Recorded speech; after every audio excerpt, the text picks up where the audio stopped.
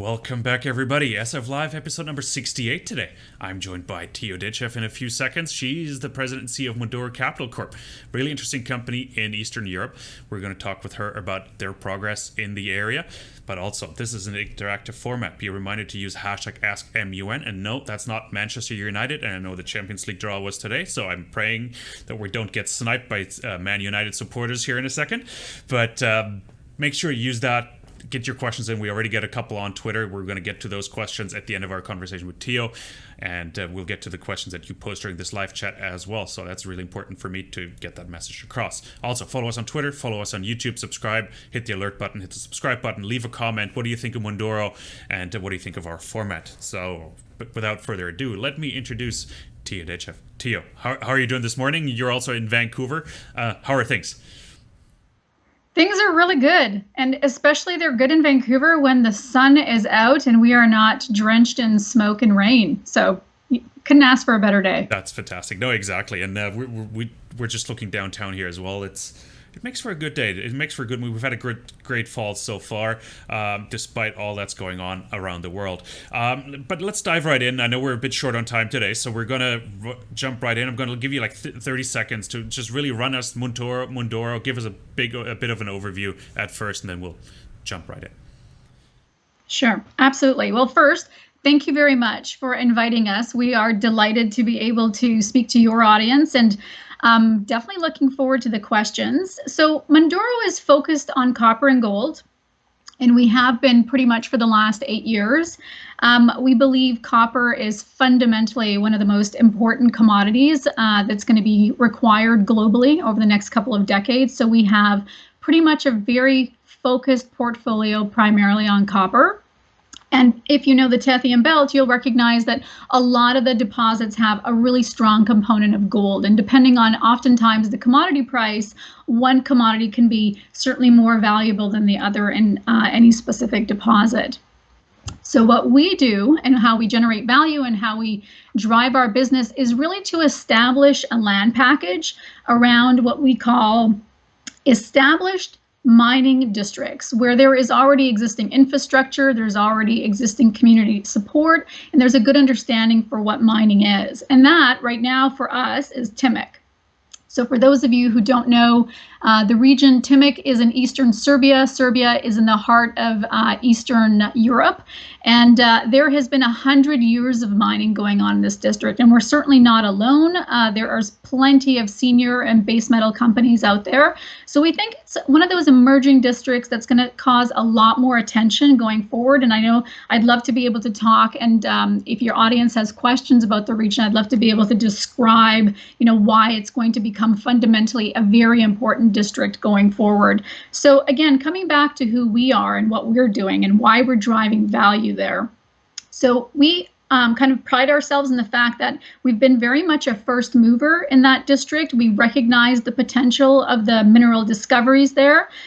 We recognize the strong infrastructure. And what we've done is we've built a very strong portfolio, not only geologically, but also we understand the licensing procedure, and not only the licensing with the government, but the social licensing. And when you put that all in a package in a really prospective area, it attracts a lot of important base metal companies. And we've been able to establish partnerships where really we're using, leveraging the value that we've been through the portfolio, but leveraging other people's capital to come in and really make that discovery. So we like to think of ourselves as the catalyst for a discovery, and how that will add value to our shareholders is twofold. One is near-term revenue that we're generating from the portfolio, which is fundamentally, I'm a big believer that the exploration business needs to try and become a bit more self-sustaining. The concept of dilution, I'm happy to talk about it, is a real problem in the business. And so this is one way to offset that, is that near-term revenue. And we've been doing that consistently for the last 5 years. And then on top of that, it's that future optionality in a discovery, and that comes through the royalty. We've always been very clear in our messaging that we're not here to build a mine or become a future operator. We're here to be the catalyst for the world's kind of leading base metal companies to create a discovery in a really prolific region. And hopefully our shareholders are going to make a great return from that business model. No, fantastic. And you've touched on so many things that I have lined up here for my questions as well, so we're going to dive into a little deeper. And one thing is, like you mentioned in other presentations as well, dilution is not the solution. Right, so you still have a very tight share structure. You've been active in the markets for over 8 years, 81 million shares out. You have 2.5 million, I think, in the bank roughly. So you're really well positioned. But how are you planning on creating value? Like you said, you're not going to chase drill results, meaning like in one of the previous presentations, meaning you're not going to go deliver high grade results to the market for the sake of delivering high grade results, spending money that you might not have further down the road. You know, the point I'm trying to get across, like, does that make sense? Like you don't have. So I know what you're driving at, and look, fundamentally, the speculative side of the business is an important part. You can't ignore speculators. They are fundamentally, if you look at Robinhood traders, they're speculators in the marketplace. They don't have necessarily the time to dig into all the specific details. They can't get, geological PhDs.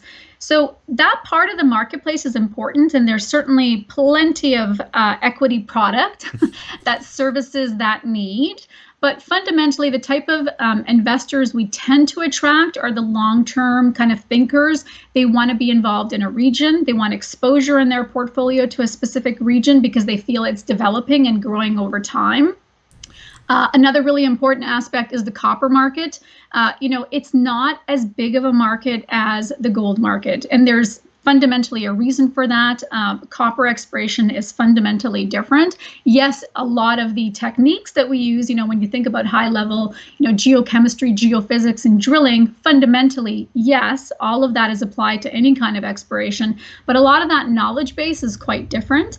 And so it's a smaller market, it's a smaller subset, and yet fundamentally, if you look at the marketplace in terms of what drives commodities and what drives economies to use commodities, copper is fundamental. So I think that the supply of copper deposits is significantly constrained compared to the future demand in copper consumption. Yeah. So we've really made a focus around that side of the business. So when you come back to, how are you going to drive value? The only way you can drive value in the business is if you make a discovery that will fundamentally go into production. Now, the way that you can make returns in a business, and, we don't want to confuse the two, because you can make returns off of speculative equities that might not turn into deposits, but that's a perfectly good investment style for some people. So I don't think, we should necessarily say one system is better than the other. Yeah. No, they're definitely different. And we pride ourselves on working with quality companies. And then you see other companies going, outscoring you pretty much on the percentage charts, right? And you're like, really? Right? And you put in so much effort and into your work and selecting what you're working with or who you're investing in, and then that happens. But you mentioned something like you have long-term shareholders. You look at long-term shareholders. So a bit of a controversial question: why not be private instead of public in that regard? Maybe take you off that and the volatility, and just do your thing in private. Yeah, it's a good question. I think a lot of companies think about this, and certainly throughout the downturn, in the bottom of 2015, I can't tell you how many times that point comes up. I think fundamentally, there was a lot of shareholders in Mundoro, so I think we're up to over 1,200 shareholders. That's a really difficult proposition to take private, and it's not. There is a demand for copper equities, and why should we be in a position that that you're making investment exclusive to a very few that can afford it on a private scale versus what we call the broader market investors? I think that if you're going to become a public equity, you make a commitment to transparency, you make a commitment to driving your business responsibly, you make a commitment to trying to generate value every day. But if the market doesn't get it, that doesn't mean you should somehow now penalize all those people who have become shareholders and take yourself private. I think you really need to pick a path and why you're a public equity. And in the long term, financing is certainly much more available through a public equity than in private equity. Yeah, and you can use your shares as equity as well to a degree, using it in transactions, acquiring projects, because it provides a certain liquidity as well. You don't have to dilute to a degree. You don't have to issue share. You don't have to raise capital. You can use your shares in acquiring projects. So. Really good point. And we talked about dilution, and I sort of hinted at it with my first question, but are you looking at drilling some of your own projects to create maybe some more shareholder value to accelerate that process, especially since we're in a, let's call it a hotter market right now? Yeah, we don't necessarily chase things because a market is hot. I got asked this question a few years ago when the lithium market was really hot. And you're like, hey, do you guys want to pick up a lithium project? It's like, yeah, that's not really what we do.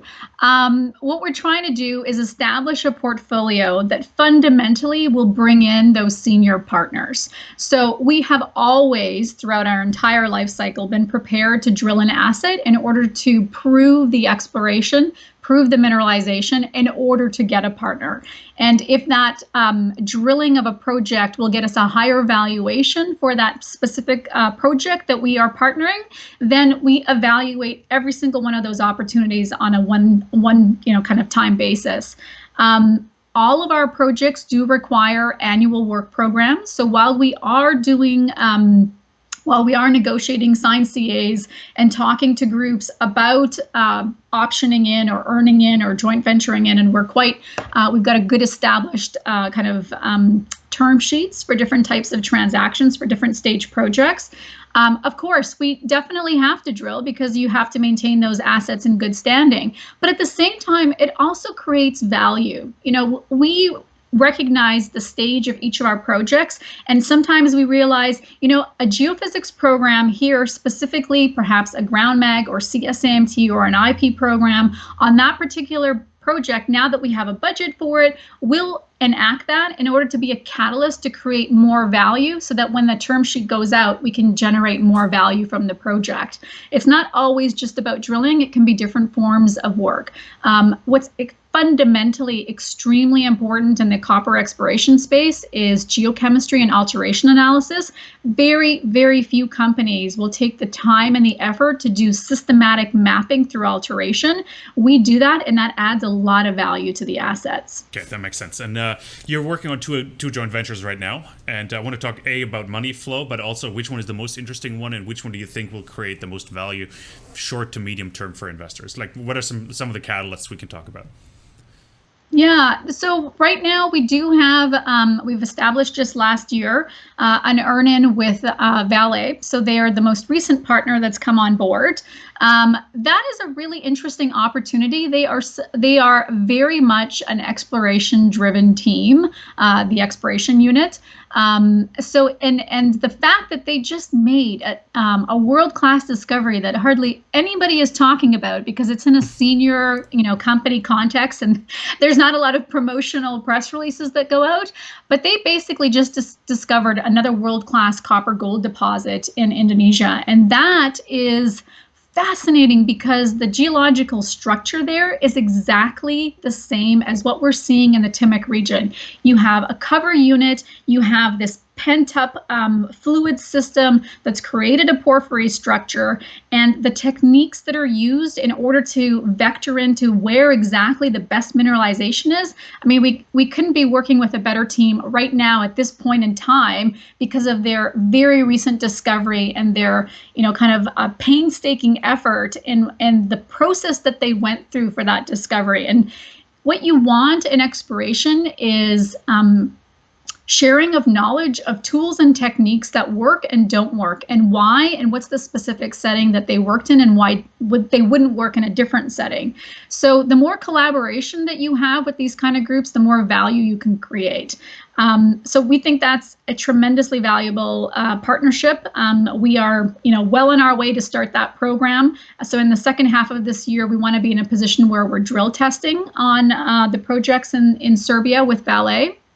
And then, as you'll remember, we just had Freeport as a partner in Serbia. Unfortunately, there was a very tight squeeze in the copper market in the first half of the year. They chose to really drop a lot of their portfolio globally, which is what they call early stage, in the sense that it's far afield from existing operations. And as a result, that portfolio came back to us 100%. So here's an example of how the model is extremely lucrative for our shareholders. They spent $3.2 million US in a matter of 18 months. Imagine, Kai, if I had gone to you, 2 years ago and said, I need to raise 5 million Canadian dollars. Do you think I can do it? And my market cap's at 5 million and I have no dilution. You're going to be like, you're dreaming, Teo. Yeah. So that's the really, and it's not, it's not like taking advantage of a partner. They made a business decision, but it benefited us by having a really great structure in terms of how we manage our portfolio. So the asset came back 100% to us. They did all the hard lifting of tough geophysics that's expensive, time consuming, the soil sampling, the alteration mapping, the initial drill targeting testing. All that data added value to the portfolio. We've signed a series of CAs, and now we're very confident that we can bring in another partner in that asset. So again, that's the value of being in a strong mineralized system, and that's the value of having a good model where partners can really take benefit from being kind of with us in the jurisdiction. Fantastic. And we only have like 4 minutes left, so we're going to rush through this as well. Okay. As a prospect generator / soon to be royalty company, hopefully, your cash flow is important to me as well. Like, you try to keep dilution obviously down. What's your G&A and how much is coming in per year through those joint ventures in terms of cash directly to Mundoro? Well, I'm really glad that you asked that question, because I keep pretty good stats on this kind of information. So on average, our G&A is about 800,000 a year Canadian.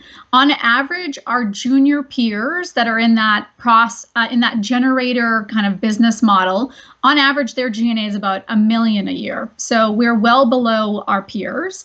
On G&A as a percentage of total total expenditures in the company, we're at 15%. And that's pretty low compared to most of our peers are around 47%. So we run a really tight ship in terms of expenditures, and that's how we can maintain low dilution. So our dilution over the last 3 years has been 36%, whereas our peers have been at 45%.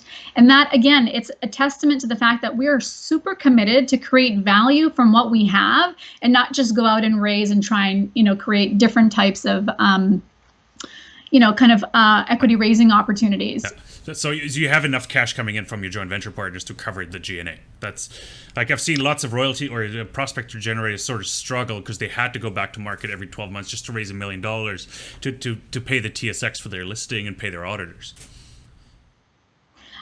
Well, today there is no generator company that is cash flow positive, not from the 56 that I've been keeping a close tab on. We have like a 10-year history of all 56 companies. Look, that's just not how the business is yet, but we would love to be there, and that's what we're trying to attain. Over the last 4 years, we have been generating revenue from our portfolio. We're at around 400,000. That's definitely higher than our peers. We definitely have established a really nice royalty kind of a back end on our portfolio as well. But fundamentally, the portfolio has to drive more revenue, and we're trying to get our portfolio to drive about $1 million revenue per year. That is what we think is the sweet spot. Nobody else in the business has been able to do that yet, but we would love to be able to kind of show that ability for the portfolio to generate revenue. But one thing that I would like to say is that you call it the prospect generator, and I think you do so. 100 years ago, 50 years ago, the prospector they generated opportunities. They generated, ground that they staked, and then they created royalties. The business has evolved substantially since then. And I would like us as an industry to talk more about the generating of value, and whether you do that through, calling yourself a royalty generator or a revenue generator or, whatever it is, you're generating value, and it's not just a small prospect. Gotcha. Let's switch to Twitter real quick, and we have one question that came in from Lenny Kurzeffel, and he's asking, has your opinion changed on Romania as a mining jurisdiction, and are there any political negatives you see on the horizon for the region in general? Oh, that's a good question. We've looked at Romania very carefully. We have not pulled the trigger on any opportunities there. We do see a number of them. It's, you can't be everywhere all the time. We feel as though Serbia and Bulgaria have done such good work on the mineral law to try and establish a very secure environment for foreign investment. Remember, we're not there for a year. You're going to be there for decades. And the mineral law and the messaging from these mining industries has to convince foreign investors that they can do business there, not just for a year or two, not just while the minister's there, but for decades to come. And so we haven't pulled the trigger on an opportunity in Romania. Fantastic. Teo, we're out of time. We always like to end with a bit of a summary in terms of catalysts and maybe a bit of an outlook, some forward-looking statements for the next 3 months, right? What can you tell us? What can investors look forward to until the end of the year? So again, an important thing to keep in mind for us is we will be starting the exploration program in Serbia. We want to be in a position where we're going to be drill testing by the end of the year. Of course, a number of things have to play out there, but fundamentally, that's an important catalyst. Also, a really, really fundamental important catalyst is bringing in another partner in Serbia. And to that, we really want shareholders to be able to understand what is the potential of this portfolio to generate more near-term revenue and long-term royalties. Fantastic. Teo, thanks for joining us this morning. Really appreciate it. Everybody else, thanks for your questions. Thanks for tuning in. It's great to get that feedback, to see the questions come in, and make sure to follow us here on Twitter, obviously, but also follow us on YouTube. Hit the subscribe button, hit the alert button, leave a comment, and we'll upload this to YouTube, to Spotify, Instagram as well. So stay tuned there. Teo, thank you so much for joining us, and we'll talk again very soon. Thank you.